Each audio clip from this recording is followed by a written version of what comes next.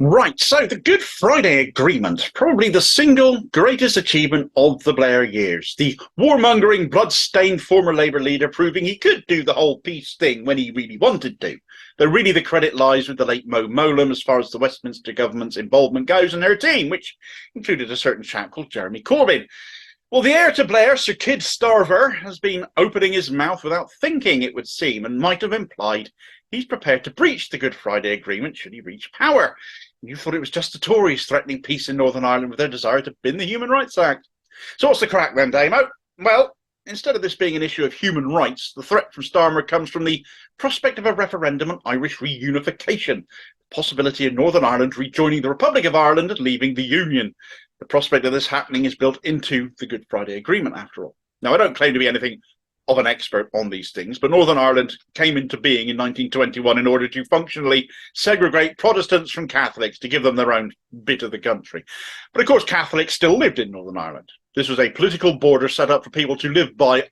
I suppose you could almost compare it to Israel and Palestine in a way, given that people were forced to live together under certain circumstances regardless of backgrounds, and so it's probably little surprise neither example ended up a peaceful setup. For the sake of moving the conversation on here, I'm not going to dwell on the troubles or Orange Order marches or any of that. Tensions between Catholic and Protestant communities are well documented. But the Good Friday Agreement, really two agreements as it is, came along and once implemented brought an end to the troubles there.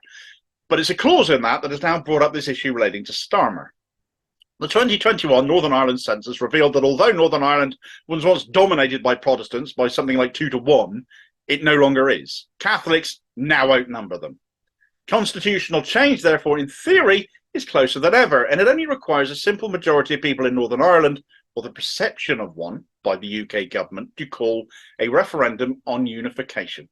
That actually looks more plausible under a Labour government, as the current shadow Northern Ireland minister, the Starmerite drone, Peter Kyle, said some time ago that if the conditions for such a referendum as laid out in the Good Friday Agreement were met, he would call that referendum. That actually shouldn't be news. It's literally in the agreement. By law, he's got to. But the onus is on Northern Ireland to prove it if he's being a bit blind about it. The agreement doesn't specify the criteria for this, you see.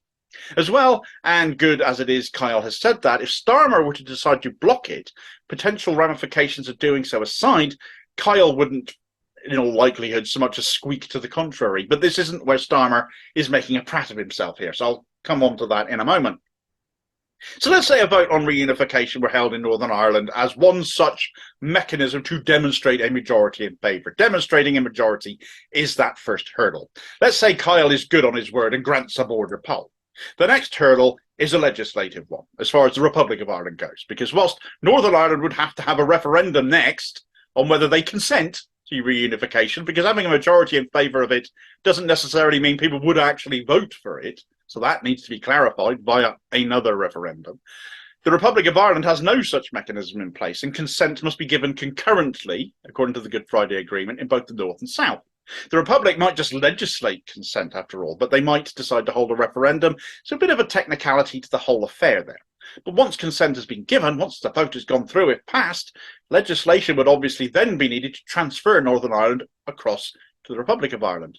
Now, where Starmer has announced his potential intention to breach the Good Friday Agreement, though, comes down to a short, very simple piece of constitutional law forming part of the Good Friday Agreement, which implies that Starmer either hasn't read it or doesn't understand it, or thinks as a potential PM in waiting he has some God-given right to interfere with it. The line in the agreement says, "It is for the people of the island of Ireland alone, by agreement between the two parts respectively, and without external impediment, to exercise their right to self-determination." In other words, it is for the people of the island of Ireland to decide. Nobody else gets a say. It's quite clear to everyone, I would think, but evidently not to Keir Starmer, because he has stated that in the event of a referendum, he would campaign for the Union. I think you'll find that qualifies as external impediment, Keith. You don't have a say in it, and if you think you do, you're undermining the documentation that has kept the peace for more than 25 years now in Northern Ireland. Now, to be fair, Starmer's comments on this came out in 2021, so why am I covering this now? He got put on the spot over it by the Irish Times last weekend, not that they've received a straight answer from him, implying he still thinks this way. Why would they, in all honesty? Starmer is so terrified of losing Tory votes the only time he seems to set on a given policy position as if he's copying the Tories on something, relying utterly on people being anti-Tory rather than being anti-Tory policy to get elected, and denying change to anyone as he's intent on doing. So why would he grant this referendum to begin with? In all probability, he wouldn't. Should a majority of the people of Northern Ireland decide they want a referendum on reunification even, he'd find every excuse under the sun, in all probability, to deny it to them. Of that, I've got no doubt. Now, unionists will argue that he's entitled to an opinion, and indeed everyone can have an opinion. But Starmer in 2021 said he would campaign for the union. That's actively taking a side, backing one side, not the other, and that is not permitted. That is a breach.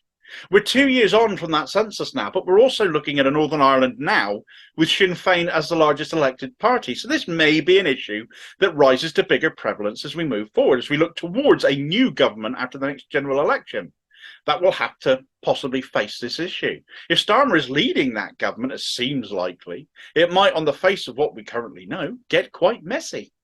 Thanks for watching. I hope you found this video useful. Please like, share and subscribe if you did. More content out daily. Meanwhile, it's a video recommendation where Sinn Féin did indeed hand the DUP their backsides in those local elections. Or did they? And I'll hopefully see you on the next vid. Cheers, folks.